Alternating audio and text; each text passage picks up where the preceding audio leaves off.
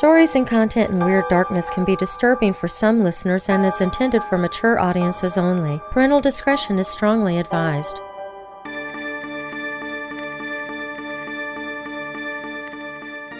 We've had several episodes before about mysterious locations that are host to strange, paranormal activity. Skinwalker Ranch, for example, or the Bennington Triangle, or even the harsh terrain of Alaska. Perhaps one of the locations that appears to persistently slip under the radar, though, is the San Luis Valley in Colorado. The region is home to very much the same variety of paranormal activity as other apparent hotspots. UFO sightings here are in abundance, for example, as are cases of cattle mutilation, sightings of strange creatures, and even alien abduction. In short, the San Luis Valley could be one of the most interesting locations in the world. I'm Darren Marlar, and this is Weird Darkness. Although part of the San Luis Valley crosses over into New Mexico, the vast majority resides in the south-central region of Colorado. Once owned by Mexico, it became part of the United States after the Mexican-American War of 1846 to 1848. Since then, the region has enjoyed a multicultural existence, and perhaps because of this, shares a rich history of legends, myths, and very real chilling accounts. While we will shortly examine some of the cases of UFOs and other strange goings-on in the San Luis Valley region, as well as one of the most well-known, if grim, encounters of the region, cattle mutilation, as well as sightings of many strange creatures, we'll first turn our attention to the myths of the Native Americans of the region. As you might imagine, knowing the history of the San Luis Valley and the surrounding areas, there are a plethora of legends and myths of the Native Americans that are of immense interest to us here. Around a dozen different Native American tribes have called the area home for centuries, with some research suggesting that the San Luis Valley has been home to humans for around 7,000 years. Some such tribes refer to the region, or more specifically the mountains that surround the valley, as the location of the Sipapu, or the place of creation or emergence. Perhaps the Blanc Massif is one of the most mysterious mountains of the San Luis Valley. According to the Navajo, this is the location where star people enter our world, and they do so on flying seed pods. This is a particularly interesting legend for several reasons. Firstly, what exactly are seed pods?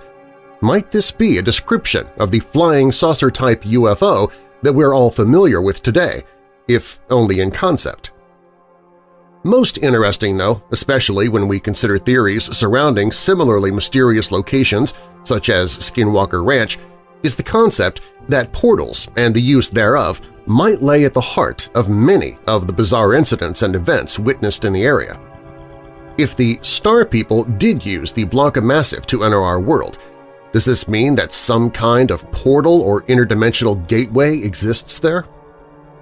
As well as such creation myths are the many legends of beast-like shapeshifters that seemingly roam the vast regions of the San Luis Valley. Many of these, as we will examine shortly, might well be ancient accounts of the Bigfoot encounters that are witnessed there regularly still today. The San Luis Valley has seen hundreds of cases of cattle mutilation over the decades. In fact, the first case of such mutilations to bring the issue into the wider public consciousness is largely agreed to have happened to a horse in the region named Lady, although most referred to as Snippy, on September 27, 1967. Some sources state other dates, even as early as the 9th of September. The mutilated 3-year-old Appaloosa horse was discovered by Harry King, who cared for the horse with his sister, Nellie Lewis, and his mother, Agnes. They had gone to feed the animal and became immediately alarmed that she wasn't waiting at the fence for her usual treats. Upon going to look for her, they discovered Lady on her side, with the flesh from her head stripped completely and cleanly to the bone. There were also cuts to the body that were so precise anyone who saw them knew they could not have been made by a natural predator.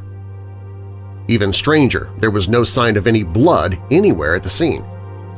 Given the nature of Lady's wounds, this should not have been the case, and what's more, a strong chemical smell was prevalent in the air around where the dead horse lay. There were further anomalies. For example, given that it appeared the horse had been dead for several days, there was no bloating or any signs of decomposition. Also of interest was the fact that no scavengers had attempted to take their fill from the carcass. This could be pure coincidence, but perhaps suggests that whatever was done to Lady made her dead body unappealing to such predators who would normally have feasted happily on the gift meal. They made further intriguing discoveries at the scene around the horse. For example, the footprints of the dead horse stopped suddenly around 100 feet from where her dead body now lay. Just how had she come from that point to her final resting place? Perhaps strangest of all was the burn marks on the ground near the dead horse, as well as some which appeared to form a distinct circular object. Of course, such discoveries would suggest to those in UFO circles that such circular scorch marks were the sign of an extraterrestrial involvement, and the markings were from their circular craft. These claims were perhaps taken even more seriously when Agnes King recalled seeing an unknown object go over her house in the days leading to the grim find. In fact, so seriously was the possible connection taken that the Aerial Phenomenon Research Organization, or APRO, one of the biggest UFO investigation groups at the time, would investigate the case. One person who examined the body of Lady was Dr. John Altshuler, who also had an interest in UFOs. When he examined the animal's remains, he would discover that heart, lungs, and thyroid had been removed, and, like the cuts to Lady's body, these cuts were medically precise. He would find the same had been done to the brain and abdominal organs. He would also discover that the body had seemingly been drained of all its blood. Remember, there was no blood anywhere at the scene. Was this unfortunate horse the victim of an alien experiment? Might that explain the advanced and surgically precise nature of the wounds? If that's the case, then we have to ask why. Is it merely to study such animals, or might there be an altogether more chilling endgame to such experiments, one that might one day place humans in the unfortunate position of Lady the Horse? There were, of course, many theories as to what might have happened to Lady aside from that she fell victim to the experiments of visitors from outer space. And, as we mentioned earlier, whether we believe in UFOs and aliens or not, it's easy to see why such a suggestion would be made in such a serious tone. Some, though, put the blame at the feet of such groups as satanic cults or devil worshippers, and many still believe this to be the case today. However, this would mean cults whose members had advanced knowledge in medical procedures, as well as being able to leave no tracks of their presence at the scene whatsoever. Perhaps not impossible, but still highly unlikely. As the case was investigated over the decades, and perhaps as cases of cattle mutilations began appearing all over the United States and South America, some investigators and researchers began to wonder if these brutal experiments might be the responsibility of intelligence agencies or a top-secret department of the government themselves. These claims perhaps took on a little more credence when some local residents claimed to have witnessed military fighter jets seemingly patrolling the area in the days after. Some would even suggest an intertwining of the UFO and secret government theories by stating that the government was working in conjunction with apparent extraterrestrial entities who had a discrete, permanent presence here on Earth. As we might imagine, most claims of this nature were dismissed by most. Whatever the truth might be and what might have happened to Lady, it was seemingly clear to all that something out of the ordinary had taken place. Perhaps unbelievably then, when the Wadsworth Ayer for the Condon Committee concluded their investigation, they would state that there was no evidence to support the assertion that the horse's death was associated in any way to abnormal causes. They did not, however, offer an explanation for the lack of blood at the scene or in the carcass itself. Even more dismissive was the response to the Lewis family by Alamosa County Sheriff Ben Phillips, who, despite never visiting the location himself, claimed that it was likely a lightning strike that had killed the horse. Incidentally, during early press coverage of the case, Lady was misnamed in reports as Snippy, who was actually her sire. Consequently, as such press coverage was picked up around the country and ultimately the world, the name stuck and continued to do so over the years. As I mentioned, there are many other cases of cattle mutilation in the San Luis Valley, and while we don't have time nor space here to examine each and every one of them, it's perhaps worth examining the sheer number of cases, although we should note that the vast majority of these cases involved cows, not horses. Much like elsewhere around the U.S. and at other locations around the world, as the 1970s unfolded, cases of cattle mutilation began to increase dramatically, and this continued in most places for the decades that followed. Researcher and investigator Christopher O'Brien discovered that over 200 reports had been made by multiple ranchers in the San Luis Valley region.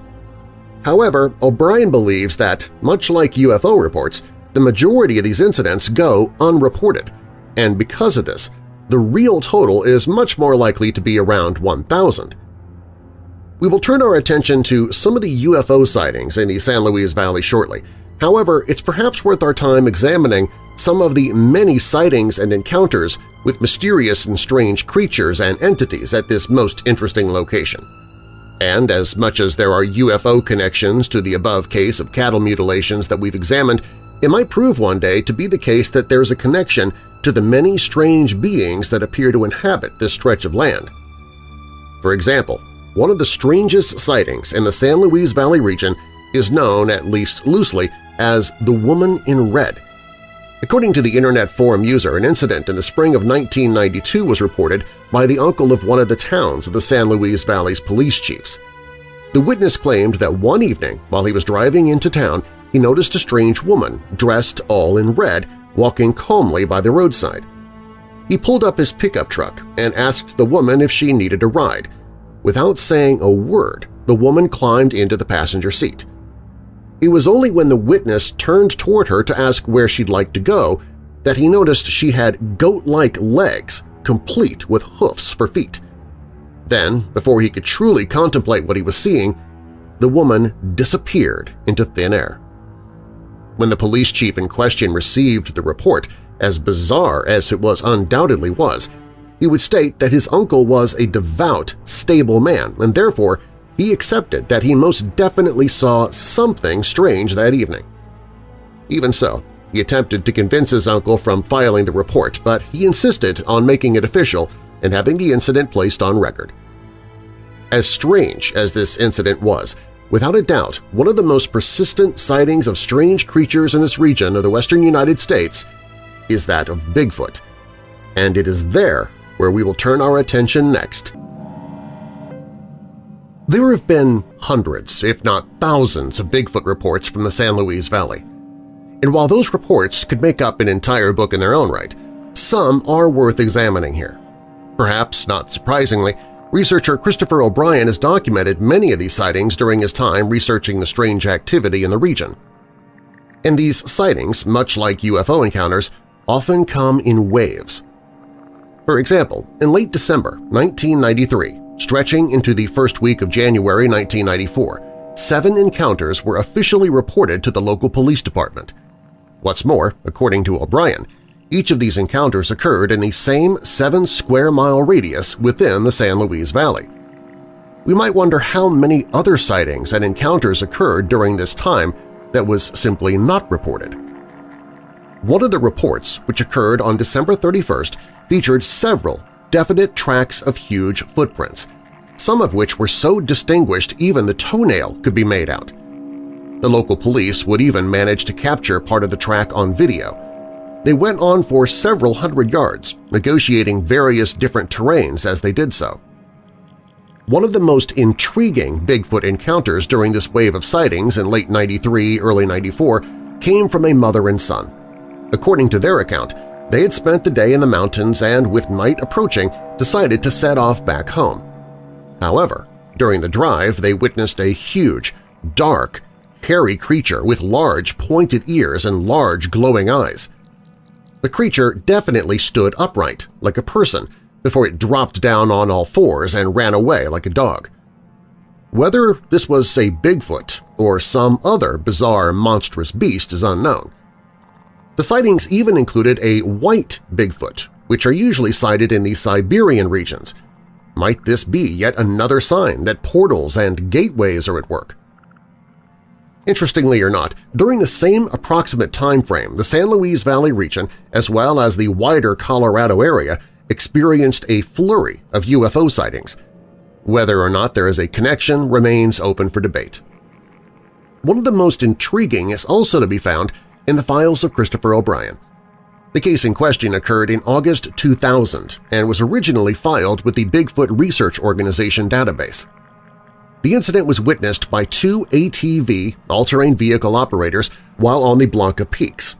As they were riding on the slope, they witnessed what they thought was a man ahead of them. However, they soon realized that the man was all the same color from head to toe. They slowed their vehicles and watched the figure walk and disappear into the trees at the side of the slope.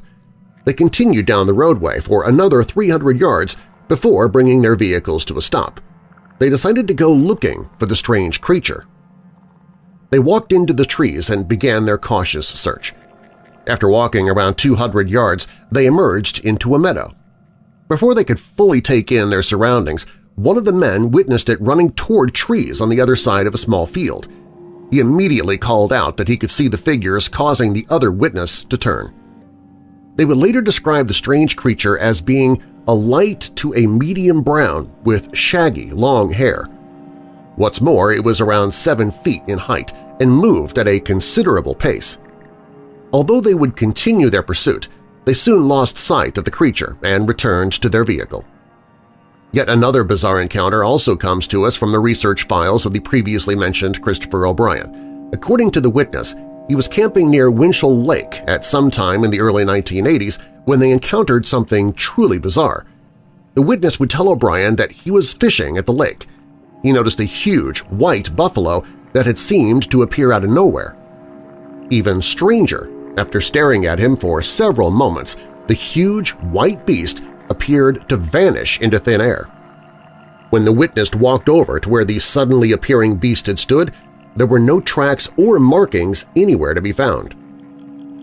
On another occasion, in the same area near Winchell Lake in late 1993, which also coincided with other paranormal-type incidents in the region at the same time, such as UFOs and Bigfoot encounters, came a wave of prairie dragon sightings. These strange creatures are described by researchers as flat slugs and appear in groups, moving their way across the floor. They have no legs, however, and leave no tracks of any kind. Some people have even reported them as coming out of sealed walls. On yet another occasion, a local resident witnessed what appeared to be a suddenly appearing platypus, an animal that simply should not have been in this part of the world. Indeed, there are numerous other reports of strange creatures, deformed-type fish, and all manner of strange creatures that appear in the San Luis Valley. We'll turn our attention now, though, to examine one of the most intriguing and disturbing legends of the area. Perhaps some of the strangest encounters involve an entity referred to locally as Old Scratch, a being that some believe to be the devil himself. The sightings are perhaps more urban legend than anything else.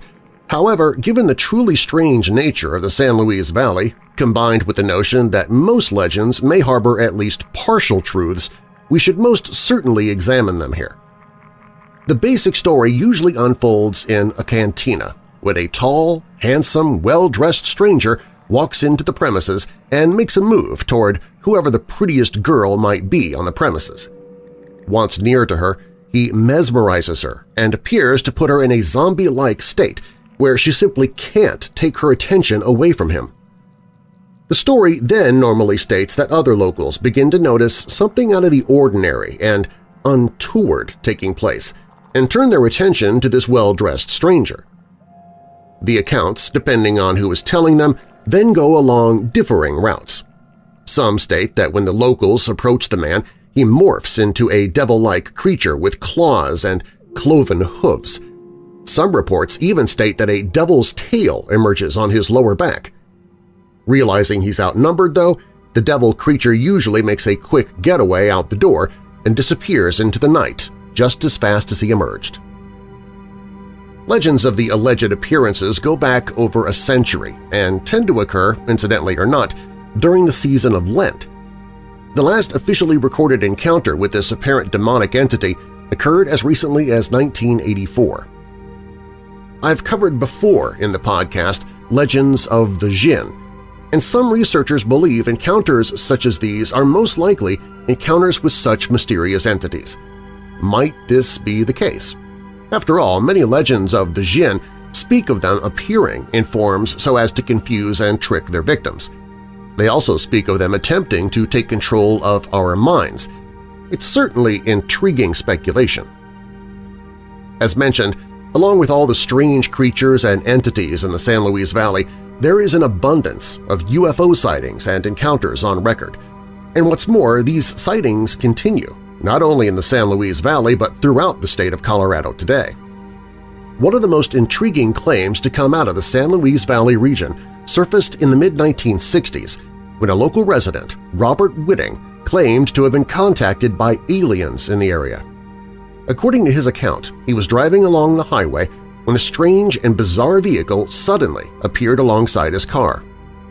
At the same time, telepathic communication began between whatever intelligence was on board the craft and the witness. The voice told him that a dead animal was lying in the road ahead of him and would cause him to crash if he didn't slow down. He took the advice seriously, slowed his vehicle, and did indeed see a dead black dog laying in the road. Furthermore, after this initial incident, Whitting claimed that he had several more telepathic communications over the coming months. While it would be impossible to document each and every UFO sighting in the San Luis Valley region, which perhaps tells us just how many of them there are, it is sufficient to say that sightings of all manner of crafts and glowing lights are witnessed there and have been for some time. Whether it's glowing orbs and strangely dancing lights to triangular black crafts and disc-shaped vehicles that move with breathtaking speed, all manner of UFOs are on record as having been witnessed in this region of the United States. Now, in the 21st century, a dedicated hangar known as the UFO Watchtower receives thousands of UFO enthusiasts and researchers every year. And there's perhaps a good reason for that, as many UFO sightings are witnessed there every year. That might be because when stood on the artificial platform, viewers have a 360-degree view of the entire San Luis Valley. Like many other similarly intriguing and paranormally active locations around the world, the big question remains: just why do so many strange incidents unfold here? Just what makes the San Luis Valley so special? Might it be the elements and geomagnetic conditions of the valley itself? Might the fact that mystical mountains surround it have anything to do with this?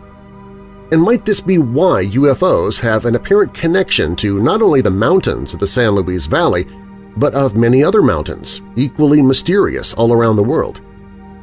And if this was the case, and some kind of magnetic anomaly was causing portals or gateways to open to other dimensions, does that suggest there is a connection between seemingly different aspects of the paranormal? Or does it simply mean that such conditions are what these differing anomalies require for us to see them? Might, for example, the rate of vibration somehow merge, if only temporarily, and so allowing both realms of existence to share the same space? There are, of course, more questions than adequate answers about why the San Luis Valley is so rife with strange activity and goings-on. And because of this, researchers and investigators will continue to study the region and its legends for some time to come. When Weird Darkness returns, we'll look more closely at one particular mystery of the San Luis Valley, but not confined to that location. It's the mystery and possible explanations and strange theories of cattle mutilations. Although there is a mountain of theories and claims to explain them, cases of cattle mutilation have perplexed researchers, investigators, and law enforcement for decades. Indeed, the phenomenon remains as unexplained today as it did when cases began to pile up during the 1970s. The fact is, though, cattle mutilation is very real. After all, we have the remains of these unfortunate animals as a grim testament to just how real and often it occurs. And while a great many of these mutilations involve cows or bulls, sheep, goats, horses, and deer, even cats, dogs, and rabbits have been discovered in a similar state of medically precise mutilation. But what might be behind them? Are they the victims of an unknown alien experiment or research program? If so, how might our collective existence fit into such speculative extraterrestrial experiments, and will they prove to be beneficial or drastically detrimental to us? Or is a top-secret government department responsible for these brutally medically precise acts?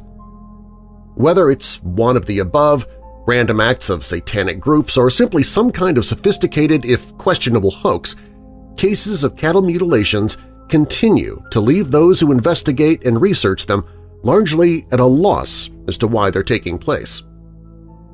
Before we examine some of the most intriguing and disturbing cases of cattle mutilation, however, we'll examine, albeit briefly, how the phenomenon introduced itself to the consciousness of the world's populace. We've examined what is arguably the first case of cattle mutilation, previously that of Snippy the horse, who was actually named Lady. So while we'll not go over that case here, we'll most certainly examine some of the many other accounts on record from across the world. It's perhaps, though, worth mentioning what could very well be the first case of cattle mutilation on record from London in 1606, as noted in the official court records of James I. The records note that whole slaughters of sheep had occurred, where nothing's taken from the sheep but their tallow and some inward parts. There were other similar cases in the late 1800s and early 1900s, as recorded by Charles Fort while in Texas. A horse was discovered dead, with surgically precise cuts carried out in order to remove its entire nervous system. Its face had also been completely stripped to the bone. What is particularly interesting about this mutilation is that it occurred in the exact same territory as a wave of sheep mutilations over a century later in 2013. As we can see, while the notion of cattle mutilation as we understand it today didn't seep into the public consciousness until the late 1960s and 1970s, it's still a phenomenon that has likely been with us for centuries. Without a doubt, though, following the Snippy/Lady horse case, not only were the wider population very much aware of these bizarre and chilling animal mutilations as the 1970s unfolded, they began to happen all over the country. While such mutilations occur around the United States and indeed the world, certain locations appear to be much more active in this grim phenomenon than others. For example, according to the FBI report carried out in the late 1970s, there were as many as 8,000 mutilations that had occurred in the state of Colorado alone. And as we will examine shortly, Colorado is one of the hottest spots of all for cattle mutilation. They continue to occur around the world today, often in short waves, although not exclusively, and often defy reasonable explanations. It might also be appropriate to examine some of the recurring and grisly details of these harrowing incidents, as well as some of the most popular theories as to what might be behind them. For example, these unfortunate animals are often found with every drop of blood drained from the body, something that has been carried out to such a standard that most often there are no signs of blood anywhere in the region where the animals are discovered. Furthermore, there are very often a series of precise medical cuts to the animals with certain body parts, in some cases having been equally precisely removed, as if by a person with advanced medical knowledge of such procedures. In other cases, the animal's internal organs have either been removed or reduced to a strange mush, and in other cases the skin, muscle, and tissue around the face has been completely stripped to the bone. Furthermore, and once more leading toward the involvement of highly advanced technology, chemicals not often discovered in animals are often found, as well as increased levels of others. So just what is behind such terrifying attacks? Perhaps one of the most recurring assertions is that extraterrestrials are behind the cattle mutilation phenomena, maybe as part of some kind of monitoring experiment regarding life on Earth. Some suggest those behind the attacks could indeed be human, but, as outrageous as it might sound to some, they are time travelers from the future. Of course, if this is true, and we assume that time travel has become possible in the decades or centuries that are yet to unfold, then we have to ask what is taking place in the future that requires such drastic and specific action. Others believe that a top-secret government program is likely behind the mutilations, and there's a small plethora of reasons offered for why this might be. For example, perhaps the motivation would be nothing more than monitoring food supplies in an attempt to prevent the spread of disease. Or perhaps the reasons are much darker and might have connections to cloning the world's food. There are also those who believe these cases contain a satanic element to them and could possibly be a part of rituals or sacrifices. And while these suggestions are perhaps more easily dismissed than others, they deserve to remain on the collective back burner of our minds. Perhaps a good place to start examining these bizarre and monstrous mutilation cases is in Cannock Chase, Staffordshire in the United Kingdom, where in 1985 an apparent interrupted cattle mutilation incident occurred. The account comes to us from the files of veteran UFO and paranormal researcher and author Nick Redfern. According to the report, a father and son were driving home one evening in the Cannock Chase area at around 8:30 p.m. when they noticed something strange ahead of them. The youngster saw it first, a triangular-shaped object hovering over one of the fields that lined the roadside. The ground below the bizarre craft was lit up brightly by 3 lights on the underside of the vehicle. Realizing they were seeing something out of the norm, they brought their car to the side of the road and exited the vehicle. They each moved a little closer to the edge of the road, continuing to keep the strange object in sight. They watched the craft for several minutes, noticing how it didn't make a single sound. Then, without any warning, the craft zipped away at breakneck speed. The pair jumped back into their car, eager to get home so they could contact the local police and report what they had seen. However, that was when an already strange incident turned even stranger. Thinking they would merely record what he saw and then that would be the end of it, the pair were rather surprised that 2 police officers were sent to their home to take statements from them in person. Even stranger, during the course of those interviews, the pair were told it had been a mistake for them to get out of the car. Whatever the reason for this was not given, nor was any kind of explanation for what they might have seen. The 2 officers simply left, leaving the witnesses with even more unanswered questions than they had before they made their report.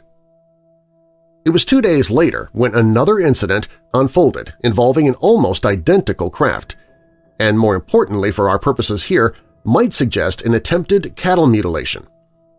On this occasion, the main witness was in the countryside of Cannock Chase at a little after 4 a.m. with friends who were hunting ducks. During this hunting trip, he noticed a strange light moving with significant pace overhead. That was until it brought itself to an apparent controlled stop over several cows that were in a field underneath. Enthralled with what he was seeing, the witness moved closer to the field. When he did so, however, it appeared that whatever intelligence was behind the craft noticed his movements. Within seconds, several bizarre and futuristic light beams shot out from the object. Now, a little more frightened than he was only seconds earlier, the witness turned and ran back to the cover of the woodland. By the time he had the courage to return to the scene, the object was gone. Was this a case of a cattle mutilation that was interrupted? Was that also the purpose of the UFO sighting only 2 days earlier? And if so, why would the presence of someone powerless to stop the abduction of a lone cow cause the perpetrators to stop? Perhaps most crucial of all, if the purpose of these sightings was to abduct and mutilate cattle, does that confirm an extraterrestrial involvement in such cases? Of course, that is if we assume that the intelligence behind these strange aerial objects is of an extraterrestrial nature. They might, as some people believe, be top-secret vehicles of the world's militaries. And if that is the case, what's the purpose and end goal of these brutal mutilation cases? Coming up, a spate of mutilations that took place in 2010, but this time it was sheep.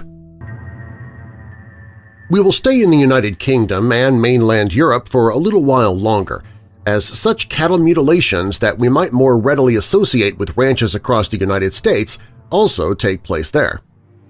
We'll start, though, with a spate of mutilations that occurred during the summer of 2010 when several sheep were discovered mutilated. During the opening months of 2010 in Shrewsbury, England, various farmers would make the grim discovery of the mutilated corpses of their respective sheep. And these corpses contained many of the same injuries and evidence of precise procedures as the more traditional cow and bull mutilations.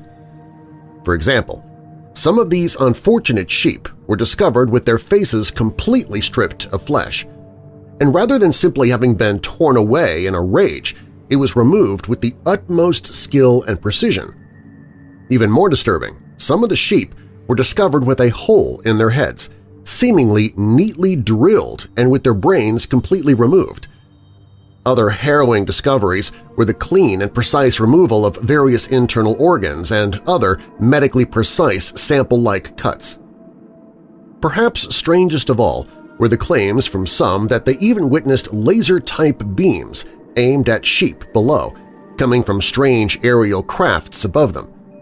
Other witnesses to these strange events would state that they witnessed orange spheres in the skies over the fields the sheep called home. The events seemed to reach a culmination of sorts in March 2010 while a team of on-site investigators were in the middle of their investigation. On the night in question, the investigators, 16 in total, witnessed many of the strange UFOs that farmers and local residents had claimed to have seen over the previous weeks. Even more amazing, several of those investigators even witnessed what appeared to be actual attacks on the sheep, seemingly using Star Wars-type technology. The morning following these events, it was discovered that many of the farms in the area were missing sheep, with some reporting the discoveries of further carcasses from their flocks. The events then died down as quickly as they had begun and remained unexplained to this day. Around a year after the strange sheep mutilations, in and around the Shrewsbury area, another wave of attacks unfolded, this time involving horses in various parts of the UK. And while the events in Shrewsbury certainly suggest some kind of UFO connection, the horse attacks of 2011, which continued into 2012, lend themselves to other dark possibilities – satanic rituals. The main reasons for this was that many of the mutilated horses were discovered around key dates in the satanic calendar, specifically St. Winebald Day. However, while investigators were bound to follow up such possibilities, it was thought the injuries were of too precise and medically advanced nature as to be the work of such cults. On this occasion, though, there were other explanations offered that might have much more credibility. Some researchers and interested parties suggested that the mutilations were carried out as part of a top-secret experiment in light of a recent equine herpes virus type 1 (EHV1) outbreak. And this outbreak had seemingly spread quickly through equestrian environments around the world, from the United States to Canada and as far as Europe. Whether these particular spate of horse attacks were a one-off and unique to whatever program was behind it, or whether they are the consequences of the same intelligence behind other such animal mutilations around the world, remains open to debate. Without a doubt, one of the most intriguing and unnerving cases of cattle mutilation took place in Wales and went on for over a decade. What's more, after studying these attacks for almost 12 years, the Animal Pathology Field Unit, APFU, would announce that their strongest conclusion was that extraterrestrial intelligence was behind them. Not only did investigators point to the laser-like precision of the cuts, as well as the draining of every last bit of blood on the bodies of the sheep, they also noted that many of the farmers whose sheep had been attacked had also noted strange lights on the evenings the respective attacks were carried out. Furthermore, when investigators spoke to other local residents of the areas the attacks took place, they would seemingly corroborate the respective farmers by declaring their own sightings of bizarre light overhead.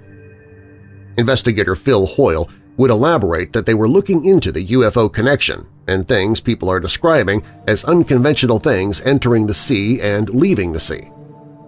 Wales was, investigators would determine, an apparent hotspot for animal mutilations of the precise kind witnessed between 2001 and 2013, and were very sophisticated, to the point where hoaxers or satanic cults had to be ruled out as reasonable possibilities. Of course, it's perhaps also interesting to note that Wales, at least parts of it along the coast, is also a hotspot for UFO sightings. Some of the injuries discovered on the dead sheep were almost identical to those found during the sheep attacks in Shrewsbury in 2010 that we examined earlier, with very precise holes discovered drilled into their bodies. Others had skin and other samples of body parts removed, while some had their faces completely stripped to the bone. The mutilations remain largely unexplained. There are many other animal mutilation cases that have unfolded in the United Kingdom. Many of these have been documented by veteran paranormal researcher and author Nick Redfern, and it is to his research files that we turn to examine our next case, one that took place in the spring of 1977 in Cherrybrook Valley in Dartmoor, England. On the day in question, a local resident, Alan Hicks, was walking across his stretch of land when he, along with his children who were accompanying him, discovered 15 dead wild ponies, all of which, according to a newspaper article on the find several months after the discovery, had their bodies mangled and torn. Those with interests in the UFO phenomenon immediately made their way to the area in order to find proof of extraterrestrial involvement. At the same time, other investigators suggested the herd might have been poisoned or simply suffered from a lack of food before dying and becoming victims of scavengers. The Dartmoor Pony Society even suggested that the unfortunate horses had likely succumbed to disease, and the former, unknown owner of them had likely brought their corpses here to discard of them. Things became very quiet regarding the case for almost a decade and a half, until the early 1990s, when the director of the Center for Fortean Zoology, Jonathan Downes, began to examine the details of the case. During his investigation, he managed to locate and speak with several of the people who'd been involved in the incident at the time. Interestingly and frustratingly for Downes, many of them appeared to be guarded with what they said regarding the grim discoveries of April 1977. So much so that Downes began to suspect the possibility of some kind of interference in the years since the incident by a shadowy agency similar to the Men in Black. Even stranger, the investigator and journalist began to receive all manner of crank phone calls and even sent on elaborate wild goose chases. In fact, these were so detailed and thought out that Downes would state that they could not be the work of a solitary nut harassing UFO believers, and that it was much more likely to be the work of paranormal forces or a large and well-financed operation with motives that evade me. That is certainly a serious conclusion, and one that sits very nicely alongside other researchers' findings, perhaps most notably Christopher O'Brien. Ultimately, the case remains unsolved over 4 decades later. Just what did take place in the spring of 1977 on the lonely and often brutal moors of the Dartmoor region? Was there an extraterrestrial involvement? Or was the entire episode part of a top-secret government program that went out of its way to blur and muddy any future investigations?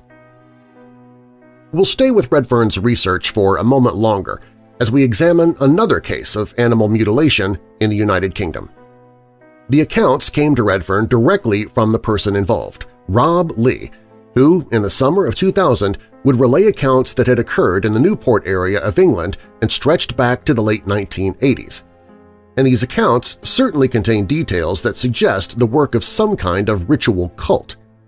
According to Rob, one summer's morning in the late 1980s, his father made the grim discovery that 5 of his sheep had seemingly been attacked and killed during the night, and whatever had carried out the act had seemingly done so with an intelligence in mind.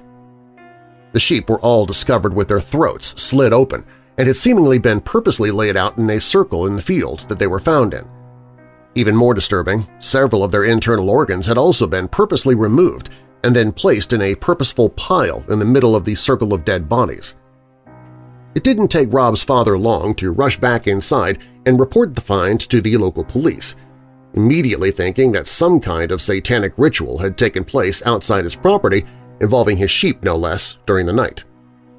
When the police arrived, however, not only could they apparently find no clues as to what had taken place, but they appeared to warn Rob's father that he should not speak about the incident, certainly not to any press or media outlets. Although nothing else untoward occurred on the family's land after that grim discovery, the incident never left Rob's mind. In fact, he'd even managed to take several photographs of the scene, which he duly presented to Redfern. Over the course of the next decade, Rob would conduct his own investigations on such things as ritual sacrifices carried out by secretive cults, and he would begin watching one organization in particular, an apparent group that he would tell Redfern he had dubbed the Cult of the Moon Beast. He claimed this group used ancient rites and carried out animal sacrifice using all manner of animals, including cats and dogs. And even more chilling, the purpose of these rites and rituals was to summon up otherworldly entities that they could then use to their own ends. He further claimed that there were around 15 individuals of this group and that they came from all over the United Kingdom, although he believed they were based in the Bristol area in terms of a headquarters of sorts. He would then reveal to Redfern that he had followed the group for over half a decade and even managed to view 3 of the ancient rituals personally, although obviously discreetly and without their knowledge.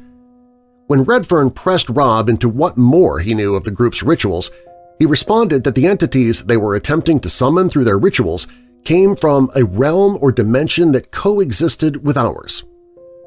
This is an interesting detail that we've examined before when looking at such areas as Skinwalker Ranch, the Hudson Valley, the San Luis Valley, as well as when we've examined accounts of reptilians and the Jinn. With that last thought in mind, it's further intriguing that Rob would claim to Redfern that across the planet there are certain locations that are ripe for the opening of portals or gateways, although strict rules and rituals must be followed correctly in order to open them, and this was the purpose of the animal sacrifice. Perhaps with a further nod of the hat to the legends of the Jinn, Rob would describe these entities as being a non-physical intelligence that could take on the appearance of what was in the mind's eye. This description very much sounds like the Jinn.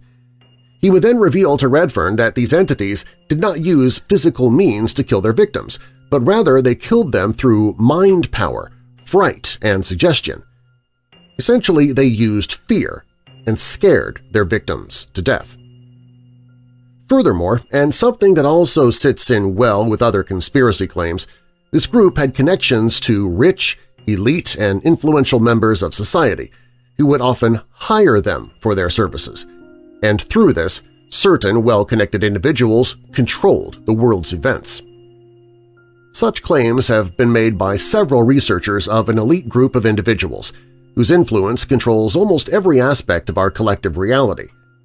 And while many dismiss such notions as nothing other than conspiracy nonsense, perhaps we should think twice when a high-ranking politician or influential industry leader suddenly commits suicide or suddenly drops dead of a heart attack.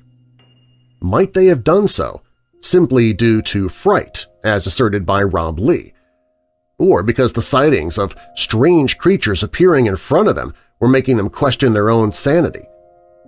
It's certainly an intriguing notion, and one that loans an altogether new perspective on at least some of the cattle mutilation cases that have occurred over the years.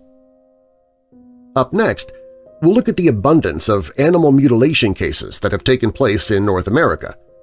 As we've seen then, while cases of cattle mutilation occur outside of the North American continent, there's no doubt that this particular part of the world experiences more than its fair share of such cases.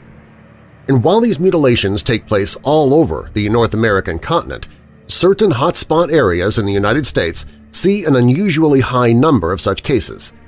Such states as Colorado, for example, or Arizona. What's perhaps interesting is that both of these locations is also extremely active in terms of UFO sightings and encounters. Might the two be linked? It's certainly the belief of some researchers that they are.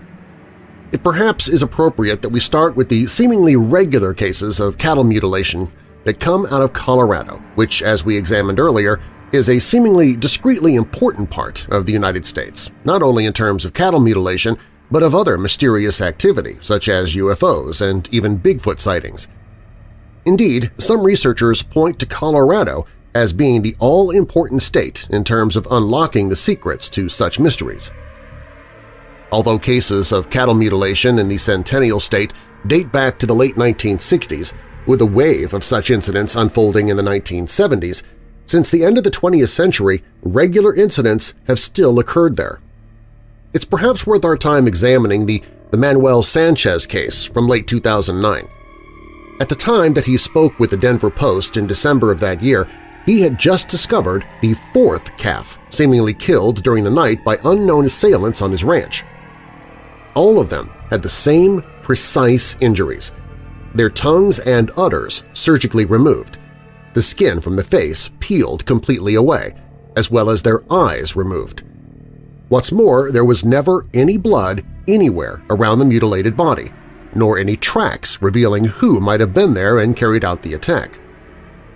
Sanchez, who has spent decades on such ranches, felt sure the attacks were not down to lions or coyotes who drag their kills and rip and tear flesh respectively.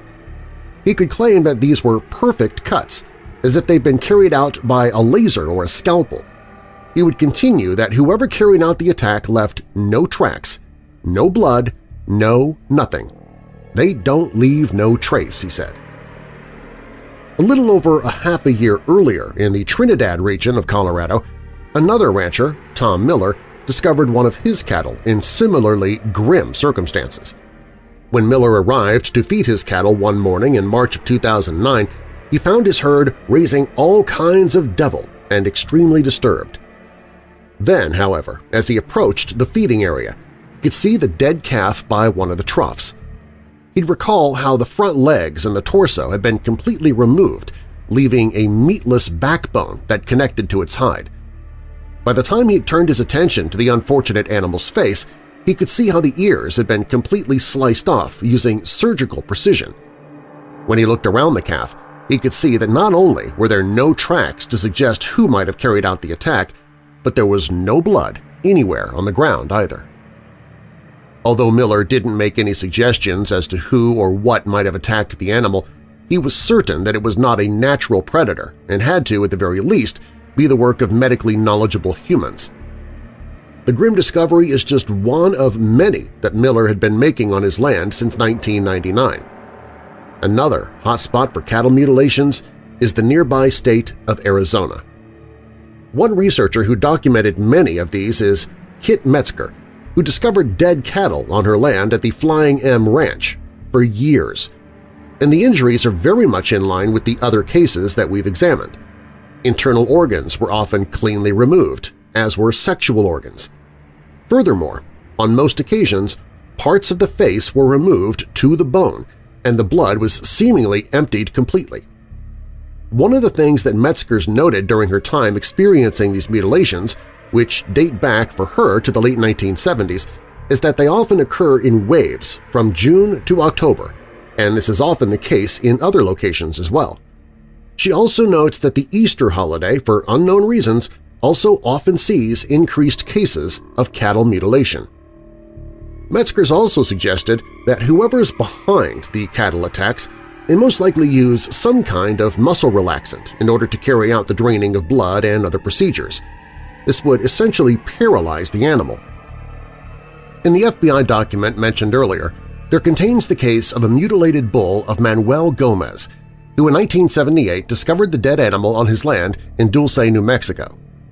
Gomez would discover the animal with precise cuts to remove tissues and genitals, essentially almost identical injuries to many of the cattle mutilation cases of that decade and since.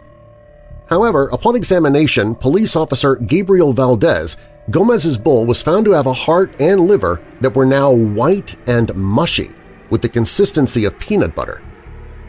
Further testing revealed extremely high levels of zinc, phosphorus, and potassium, as well as no copper whatsoever. Those who examined the liver were not able to explain these results. Further examination would reveal that the body of the animal was weaker than would be expected for a death that occurred only hours earlier, while the blood that was left did not clot. General tissue damage and discoloration was also discovered. While it was speculation that was later officially dismissed, initial thoughts of investigators and scientists involved in the examination leaned toward the death of the animal being caused by a concentrated wave of radiation. This is a detail that would also sit comfortably with many close proximity UFO sightings, which often feature claims of increased radiation. Of course, we should perhaps also mention that Dulce is another location that is surrounded in mystery and conspiracy, including an increased UFO presence and top-secret government activities. Coincidence? Surely not. During the summer of 1990 in Vancouver, Washington, local farmers and residents would experience an entire summer of bizarre activity and cattle mutilations. One of the farmers most affected was Richard Fazio, who would discover 5 of his cattle dead and mutilated between June and October of that year. Each time, they had injuries that Oregon State University would conclude were identical to an electrosurgical excision or a laser-type heat-induced injury. Even more chilling, these unfortunate animals were found with eyes, tongues, and even internal organs cleanly removed, so much so that it was extremely unlikely that predatory animals were the culprits. There were also intriguing reports from Fazio's neighbors of strange sounds that could be heard at seemingly random times during the time of the cattle mutilations. Perhaps strangest of all was a report from a local woman who claimed to see a little man who was running through a field along the roadside and who appeared to be carrying something akin to a flashlight.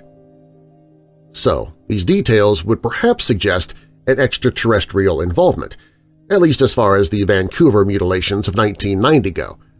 However, not everyone is as convinced.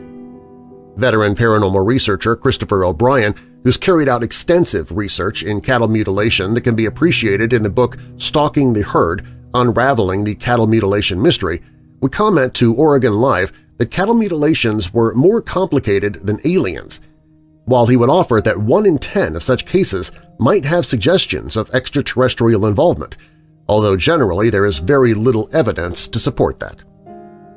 It is O'Brien's thoughts that a covert environmental monitoring process might be involved that was connected to a shadow-type government using advanced technology. He'd go on to describe it as possibly being the greatest unsolved serial crime spree in history, and that there could be multiple groups involved. We should perhaps remind ourselves of the strange incident that occurred just short of a decade later in February 1999 when several forest workers witnessed a saucer-like craft stalking and lifting an elk into the air. Might this have been connected to the incidents during the summer of 1990? We mentioned earlier that according to Kit Metzger, many cattle mutilations take place between the months of June and October, and that was very much the case in Texas during that time period in 2013 when multiple sheep mutilations occurred. Not only did law enforcement investigate the grim cases, but the UFO organization MUFON also conducted their own investigation. And what's more, upon doing so it became clear that the mutilations were too clean to be an animal, with the local sheriff adding that whoever did this knew what they were doing. However, the two investigative teams differed somewhat in who they believed to be responsible for the mutilations. While law enforcement believed firmly that the work was that of humans, most likely in the form of a satanic group, MUFON, perhaps understandably, believed there to be a possibly extraterrestrial connection. Whatever or whoever was responsible for the attacks, those whose animals fell victim to them suffered the consequences. One particular family, the Daggs, would see over 20 of their herd mutilated during the apparent wave of attacks, and each was almost identical, with the unfortunate sheep having been drained of blood while also suffering very medical-type cuts to the face area. Like many other cases, no blood was ever present on the ground, and no footprints or other markings were discovered either. A particularly intriguing and bizarre case unfolded in 2013 when a rancher in Nebraska, Alex Peterson, discovered one of his cattle dead, with its head firmly wedged into the ground. When he examined the cow, he discovered that there was a distinct lack of earth in its mouth and nostrils, which, had the animal have forced its head into the ground of its own accord, should have been there. Combined with the depth of the indent, Peterson concluded that the cow must have been dropped to the ground from a vehicle unknown. And while many would automatically jump to a UFO connection, which there very well could be, we should perhaps remind ourselves that black military helicopters are often seen in the same location and the same time as such mutilations. This could also be a possibility here. This wasn't the first of his cattle that Peterson had discovered on his ranch, having discovered 3 of his cows with extremely medically precise cuts to their bodies. The third cow was actually still alive when he found it, and while he would ultimately have to euthanize it, he did attempt to perform tests on it to see if any details or chemicals were left behind from an attack that had seemingly only just taken place. Unfortunately, those tests did not yield any results. In more recent times, in the fall of 2019, another chilling case of cattle mutilation unfolded, one that left not one drop of blood in the unfortunate bovine. In October of that year, on the Silvies Valley Ranch in Oregon, the vice president of the establishment, Colby Marshall, discovered one of his cattle dead, with body parts precisely removed and completely drained of blood. This was the 5th of his bulls to fall victim to whatever brute but surgically precise forces that were behind these attacks in less than half a year. On this occasion, when showing the remains of the most recent victim of his herd to a local media platform, the unfortunate bull was reported to look like a giant deflated plush toy. What's more, as well as having been drained of all its blood, the tongue and genitals were surgically cut out. What was also noticed was there was a distinct lack of predatory scavengers anywhere near the carcass. This is an intriguing detail that often surfaces in other reports of cattle mutilation. Just what are buzzards and coyotes, for example, that would happily feed on almost any carcass they happen upon, picking up from these mutilated cattle that makes them keep their distance and decline the chance of a free meal? Although Marshall, the ranch workers, and the local county sheriff are at a loss as to what might be systematically snaring and killing cattle from their herd, they have eliminated many possibilities. For example, they are certain that it's not bears, wolves, cougars, or poisonous plants.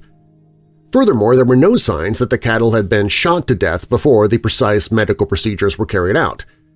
Whatever is behind the attacks, it is very much a concern for those at the ranch in question. Indeed, the problem appears to be so concerning to those who work the ranch that they began to patrol the region in pairs and always ensure that they're armed. It's easy to understand that concern. As Marshall himself stated, whatever could take down a 2,000-pound bull would have no problems dealing with a 180-pound cowboy. And we're not even close to covering mutilations that have happened across the globe. Our next stop is Australia, that has seen many. While the locations we've already covered certainly experience the majority of cattle mutilation cases, the fact is that almost anywhere where cattle are kept, there are mutilation cases to examine. We know, for example, that Australia sees many cases of cattle mutilations. In September 2018, for example, in Queensland, farmers Mick and Judy Cook would make the grim discovery of a dead cow that had quite obviously been subject to mutilation. Not only were its ears and tongue cleanly removed, but its entire udder was also missing. Mick Cook would state to ABC News that it was like the tongue had been surgically removed, adding that he would struggle to do as neat a job with a very sharp knife. Furthermore, despite the obvious injuries, there was no sign of blood anywhere at the scene, nor any sign of a struggle. What further perplexed the Cooks was that the parts that had been removed were just not something you would use. Perhaps making the situation even more unnerving, when he and his wife traveled a little further onto his land, they discovered another dead cow, although this one appeared to have been dead for some time. However, it still appeared to have the same bizarre injuries as the first, more recently killed cow. The Cooks would further reveal that they'd made similar discoveries of mutilated cattle in the same area and in the same manner around 10 years previously. Although they thought that it was a truly bizarre discovery, they kept the incident to themselves. However, when they made their most recent discoveries, they decided to make an official report. While skeptical investigators into Australian cattle mutilations often point to coyotes and even Tasmanian devils as likely being responsible for the attacks, Other researchers correctly point out that this doesn't explain the medically precise cuts, as well as the lack of blood at the respective scenes. In May 2014 in Argentina, during the space of one weekend, a spate of cattle mutilations occurred and then stopped again as quickly as they had started. Each of the cases were remarkably similar to each other in detail, and they are much the same as many cases that we've already highlighted. Cattle were discovered with medically precise cuts, particularly around the face and jaw, which in some cases were stripped to the bone. Other precise cuts and incisions were also recorded. One of the farmers in Reconquista in Santa Fe reported that the animal he would eventually discover dead on his land had begun acting strangely in the days leading up to its untimely death. He would claim that it appeared as though it was scared and unnerved. Whether this was purely coincidence or not is unknown.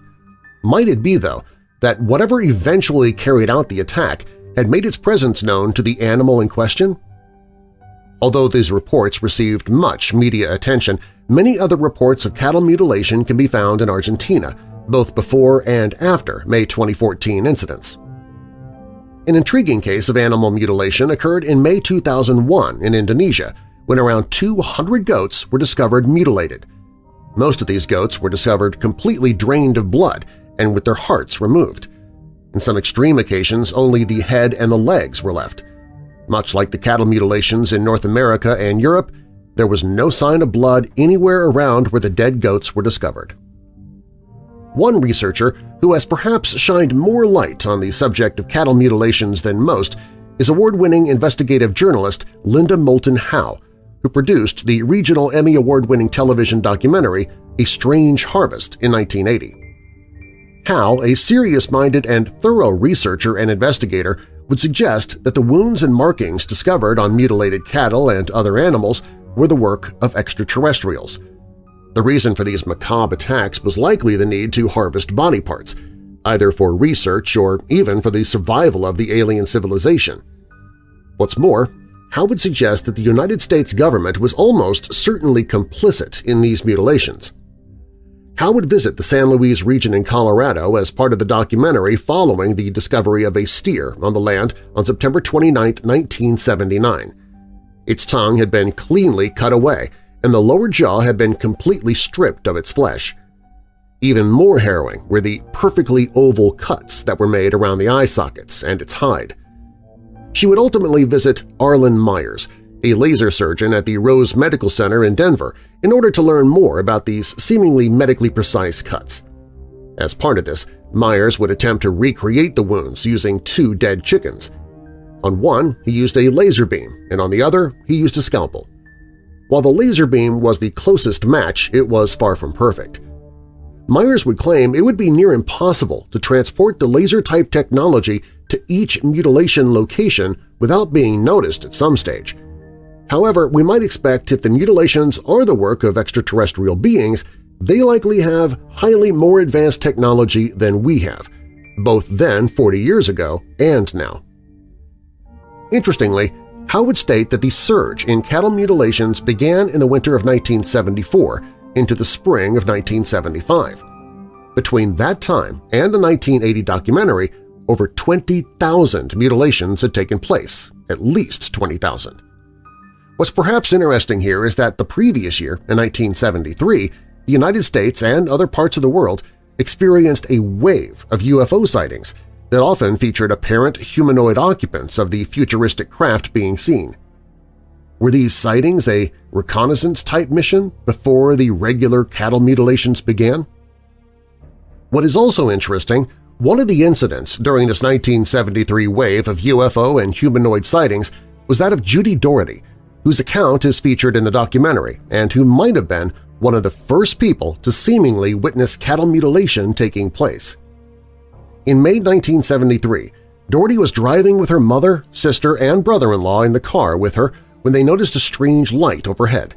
They watched the light for some time, right until she pulled onto the drive of her home. As they exited the vehicle, they were shocked to see a huge, disc-shaped object hovering over a field nearby. Then it suddenly shot into the sky and vanished. Doherty, though, would begin suffering intense nightmares and would eventually seek hypnotic regression in order to find out just what happened that night. While under hypnosis, it was revealed that after they climbed out of the car, the strange glowing object approached the women, specifically Dorothy. During an interview on 21st Century Radio in 1989, Hal would speak of the Dorothy incident and what was revealed during the hypnotic regression sessions. She would recall seeing a small calf being taken up toward the craft in a pale beam of yellow light. The next thing she knew, it was as though she was inside the craft, viewing the events as they were taking place. She would claim that she could see the calf have pieces of it excised, the tongue, the sex organs, the eyes. Even more harrowing for Dorothy was that she would soon see her daughter Cindy on a similar operating-type table. And what's more, these gray alien figures, as per her description of them, were carrying out similar experiments and taking similar samples from her daughter. What was also intriguing about this particular case was that Dorothy remained near her vehicle trapped in the light, while her mind was seemingly on board the ship, viewing the events that she later described. Might this suggest that alien abduction encounters, at least some of them, are more akin to an out-of-body experience? It would certainly appear to suggest a definite link between cattle mutilations and extraterrestrial entities. Moulton Howe would continue her research into both UFO phenomena and cattle mutilations. A decade after the release of A Strange Harvest, Howe would speak at the MUFON Symposium. During her talk, she would reveal details of a case of cattle mutilation that had occurred in Hempstead County, Arkansas. On March 10, 1989, a rancher, L.C. Wyatt, would discover 5 of his pregnant cows dead, all laid out in a straight line on his ranch. Only 2 days previously, each of them had been alive and unharmed. According to a report in the Little River News, one of the cows was positioned with its legs up, as if it had been running and was zapped by something. Indeed, as Howe would state, the initial assessment of the grim scene was that the cows were dropped dead in their tracks. Examination of the carcasses was no less grim. 3 of the cows, for example, had a bloodless, cookie-cutter oval piece of tissue removed from the rectum, while another had an eye completely and cleanly removed. Perhaps the worst discovery was that of a huge cut across the belly of one of the cows, out of which was her unborn calf that remained in the unbroken embryo sac.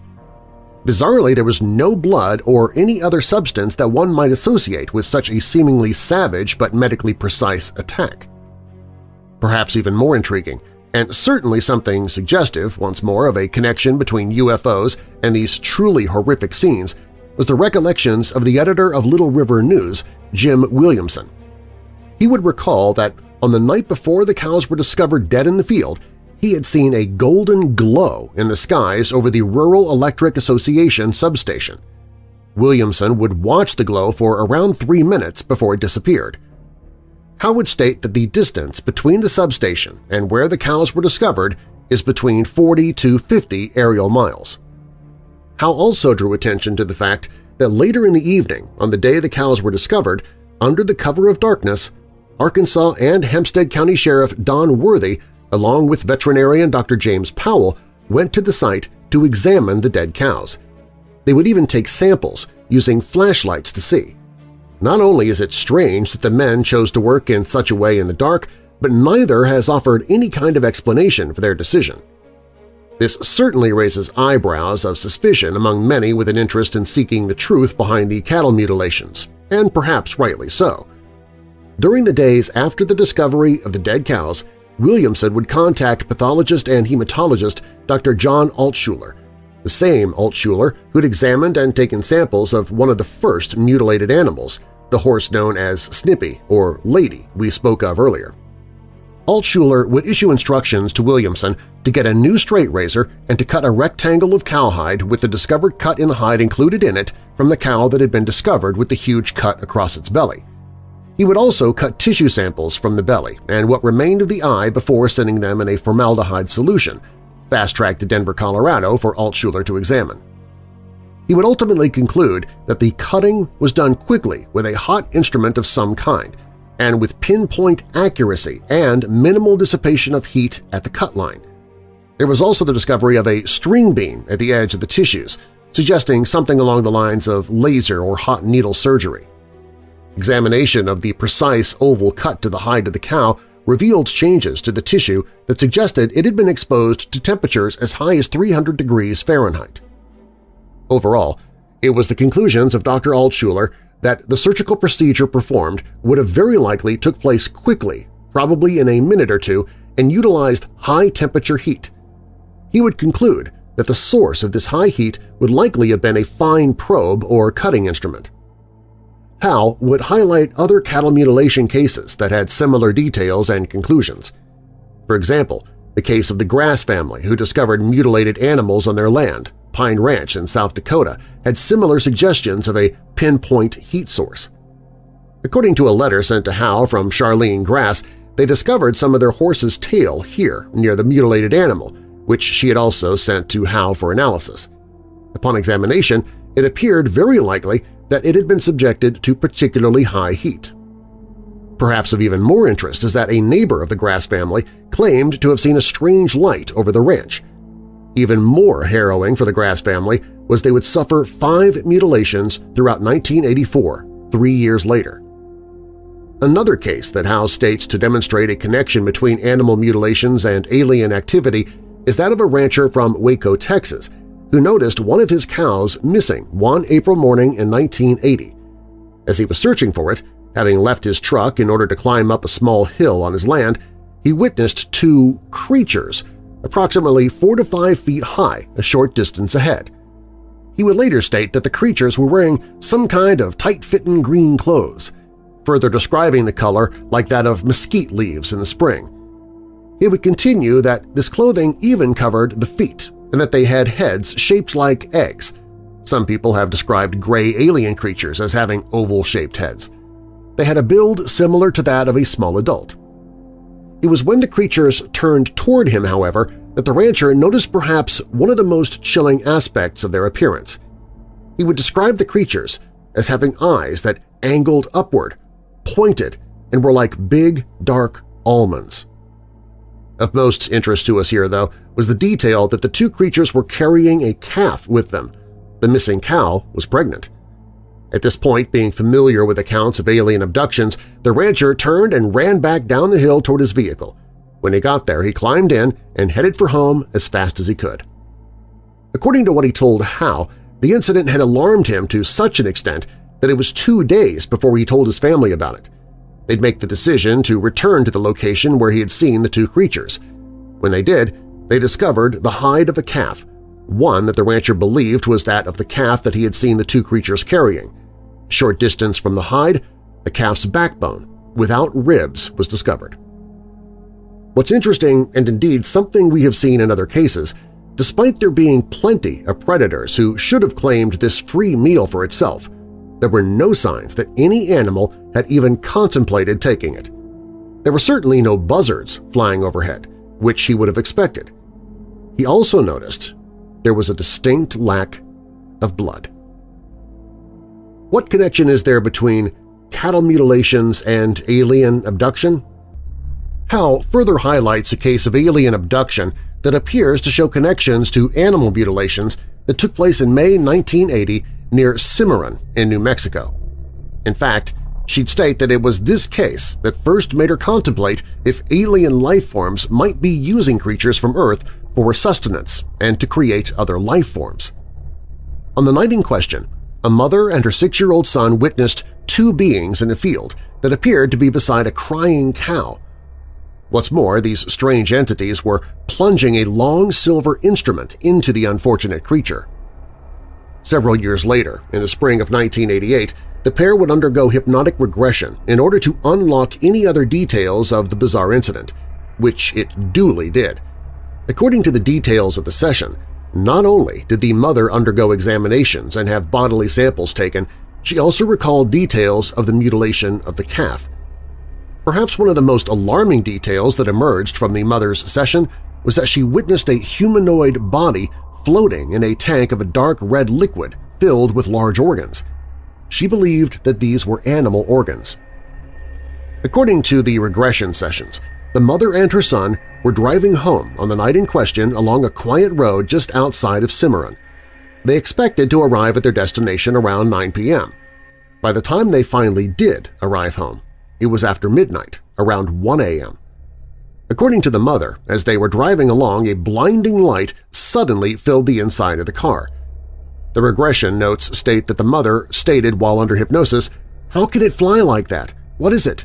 It's incredible. This is real. Oh, I'm scared. How can they be doing that to that cow?"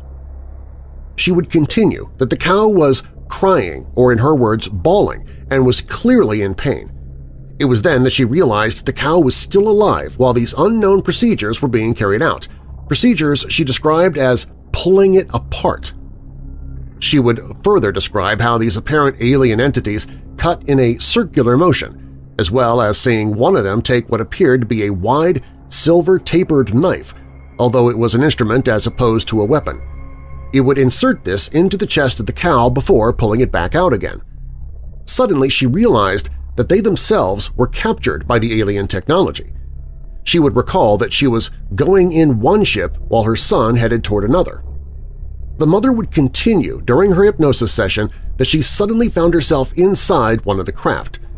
What's more, it appeared the creatures were stripping her of her clothes despite her attempts to stop them. The next thing she knew, she was laying on a large table before the creatures began to take samples from her, including reproductive samples. She would recall how the creatures had huge eyes, which easily filled more than one half of their face and were like empty holes. She would also recall how they appeared to be different types of creatures around her, elaborating that some were more repulsive and that some have evil eyes with no pupils, black but with a reddish color that reminded her of the devil. Then she went on to describe another apparent alien entity. This one was dressed in white and had clearly long fingers. The creature had a round head with no hair and had a greenish color about it, similar to jaundice. The creature had a general skeletal appearance to it, but also had big eyes. She noticed there appeared to be 3 of these types of creatures. She recalled how one of them spoke to her. It's not clear if this was physically or telepathically. They apologized and said that it was unfortunate, but it was necessary what we do, they said. Following the examination, the mother was taken to another location. While this was happening, she saw several other different-looking alien creatures. She would describe them as being all kinds of sizes, with different uniforms and patches. Some of these creatures had ruffled collars, whilst others appeared to wear long robes. She also recalled seeing figures wearing military-type boots. She would continue that she could recall creatures that had appeared to be mindless robots, while there were others that were monstrous, so monstrous in fact that she attempted to run. When she did so, she found herself in an even more alarming environment. After taking to her feet, she suddenly realized she was in a room that was dimly lit and had a sickly sweet smell. She also noticed that there was a large vat of liquid in the room. She was shocked to see the top of a bald head in the liquid. She would claim under hypnosis that there were huge tongues, hearts, and other body parts in the tank. They appeared to be from an animal, possibly a cow, all except for the top of a bald head, maybe one of theirs. As outrageous as these statements might be, there are several cases of people who have claimed to have witnessed similar tanks or vats during alien encounters. Perhaps some of the most intriguing details of the incident would come from the mother while fully conscious in normal recollection after the sessions. She would assert that the incidents she'd witnessed and indeed been a part of were part of a treatment or experiment, and furthermore she believed the end goal of these experiments was to assert mind control over humanity. Maybe most alarming were her feelings that, although some of the entities were kinder than others, generally they don't like us, they are monstrous. The abduction encounter is indeed one of the most intriguing on record, perhaps not least as it suggests that several alien races are seemingly working together. And if we assume the claims to be accurate, if the feelings of the mother in this case are even partially correct, and these apparent alien creatures do have a certain disdain for humanity as a whole, it should be something that is of concern to all of us. While we've touched on the idea of top-secret government or intelligence involvement in at least some of these cases of cattle mutilation, in his book Underground Bases and Tunnels, What is the Government Trying to Hide?, Richard Sauter puts across a very compelling argument for such a potential involvement. And what's more, he points to the possible technology that's used. He draws our attention to the Laser Medical Pack, developed by the Phillips Laboratory at Kirtland Air Force Base in New Mexico. This very compact device, according to Sauter's writing, provides the field paramedic or physician a unique, portable, and battery-operated laser capability. What's more, this device is completely self-contained and even fits inside a belt pack. Sauter would continue that this device could run for 20 minutes using two 2-volt batteries for the laser and one 9-volt battery for the electronics. Perhaps of even more interest to us here is the information that the instrument can cut like a scalpel and even coagulate bleeding and close wounds. Even more intriguing is that the output wavelength can be designed to provide different tissue interactions. What's being described here very much sounds like the kind of technology that could be needed to perform the kinds of medically precise cuts witnessed on the bodies of mutilated cattle. However, while this piece of battery-powered technology may or may not be used in at least some of the cattle mutilations, how would that explain the lack of tracks or even footprints around where the cattle were seemingly mutilated? In our recent episode of Weird Darkness, we looked at the repeated hints and suggestions of a human presence in at least some alien abduction and close encounter incidents. We examined the notion that mind-altering drugs and mind control techniques could have been employed by human perpetrators. And as Sauter also points out, if there is a human element behind at least some of the cattle mutilations, then that could perhaps be the case here also. Before we get to that, though, we'll turn our attention to another observation of Sauter's. Along with the increase in alien abductions throughout the 1970s, at the same time cattle mutilations began to unfold, monitoring programs under the charge of the Environmental Protection Agency, EPA, began to unfold. Put into being in 1970, these monitoring programs might, according to Sauter, be of interest to researchers. It was the aim of this monitoring program to regularly test cattle in the region to detect abnormal levels of radioactive isotopes. Of course, if this was present in the cattle, not only might it enter the food chain, but it might be causing adverse effects in humans and the wider environment. What's interesting, though, especially given the technology that we know is available now, is that many of the apparent procedures and tests appear similar to what are carried out in cases of cattle mutilation. Regarding the human monitoring program, around 40 families that lived near nuclear test sites are monitored twice a year to spot any signs of radiation poisoning. And while this is no bad thing, it is, as Sauter writes, most interesting for ufologists, particularly the details of these examinations. Just some of the processes include, for example, having their bodies scanned by a whole-body counter, a detail that often comes up in alien abduction accounts. Then there's the room in which these examinations take place, a relatively small room in which the person being examined lies back in a reclining chair. Even more intriguing, many of the instruments used in these examinations come down from the ceiling and hover over the person. Sauter even points out the detail of entire families being examined. If, for example, at least some of these tests are carried out against a family's knowledge or will, might they occur under some bizarre alien abduction smokescreen? We should note these programs were put into motion for legitimate reasons, and we're not suggesting that there's any direct connection to some widespread cover-up of discrete activities being undertaken under the guise of UFO and alien activity. The fact is, though, that the technology and the means are very much available should any discrete government or intelligence agency decide to do so. And it's with that element of mind control and false memories in mind that we will turn our attention back to cattle mutilations specifically and how similar techniques might be used there. In the famous Antonio Vilas Boas case in 1957, recently revealed information suggests that the abduction was nothing more than a case of the young farmer being subjected to chemicals that drastically altered his sense of reality and forced him to mistake a very terrestrial flying vehicle for a flying saucer, in this case a black unmarked helicopter. Interestingly enough, these black helicopters are often seen in the vicinity of cattle mutilation cases before and after the discoveries, and particularly during waves of mutilation cases. Might it be the case that these black helicopters are not only used to airlift their targeted cattle for the samples to be taken, either on the helicopter itself or to a discrete location elsewhere, and then returned somewhere near where they were taken from? Might this explain the lack of markings and the lack of blood? And in cases where the animal's been discovered seemingly drained of blood, might it be the case that this blood has been intentionally siphoned, perhaps in another location?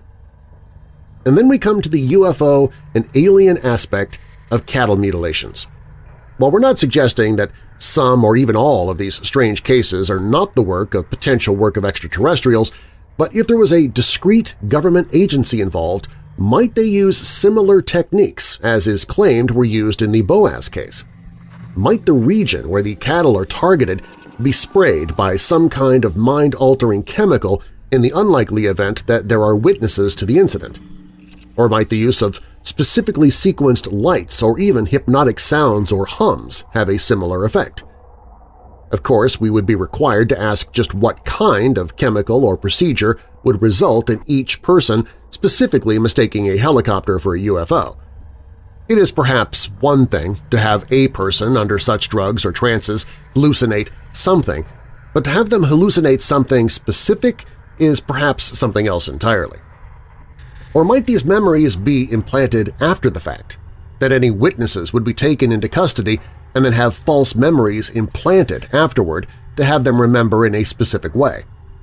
If this was the case, though, we might expect that at least some people who might have stumbled onto such procedures would not have been noticed and would have recalled a black helicopter lifting an unsuspecting cow and would have subsequently reported it. Indeed, perhaps rather than bringing forth answers, contemplating a human involvement in the cattle mutilation cases simply brings more questions bubbling to the already bubbling surface. Whether or not there is a human element behind the cattle mutilations and indeed the UFO and alien question remains to be seen and will remain a topic of conversation in the UFO community.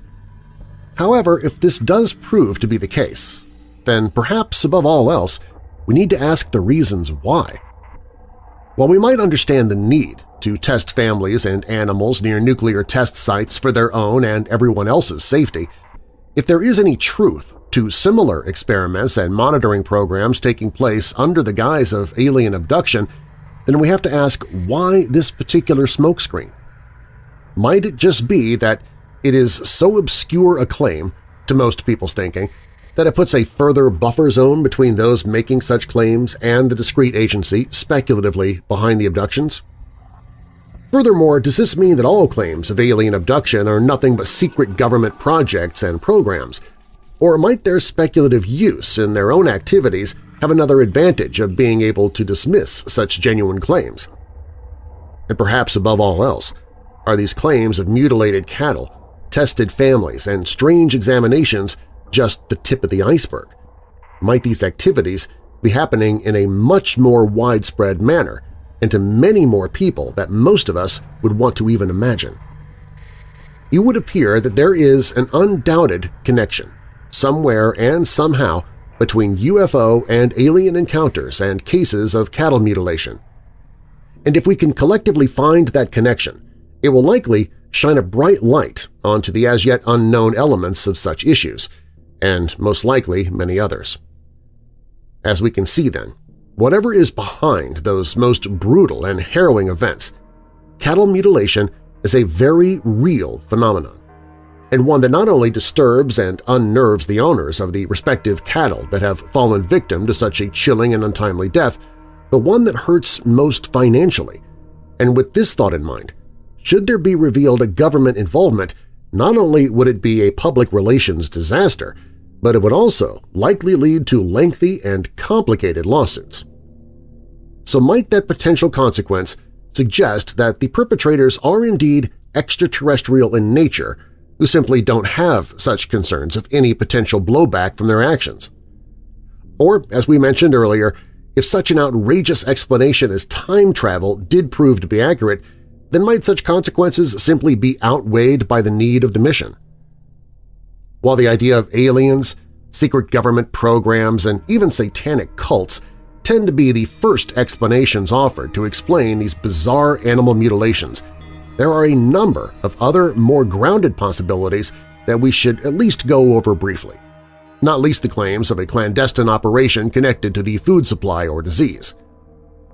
However, many researchers, despite the nature of the medically precise cuts and apparent knowledge of extracting internal organs, still maintain that natural causes is the most likely explanation for these morose and bizarre deaths.